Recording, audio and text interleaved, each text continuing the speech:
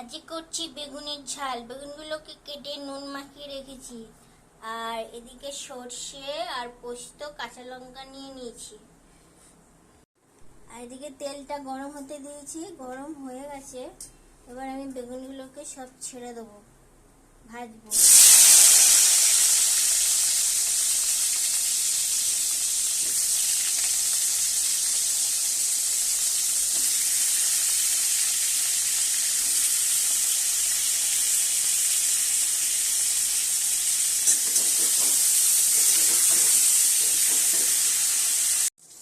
সর্ষে পোস্তটা বাটা গেছে, এতে হলুদ আর আমি লঙ্কার গুঁড়ো একেবারে দিয়ে নিয়েছি।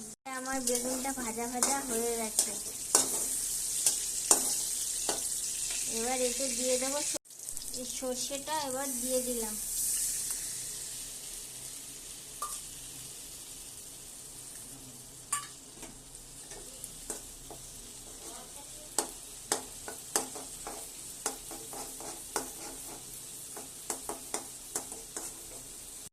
সর্ষেটা একটু ভাজা ভাজা করে নিলাম।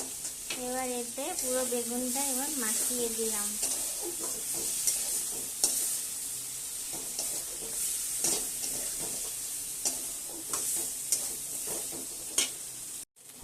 এবার এটাকে নামিয়ে নিচ্ছি। এটা হয়ে গেছে, হয়ে গেল সর্ষের ঝাল। এই যে হয়ে গেছে আমার সর্ষের ঝাল।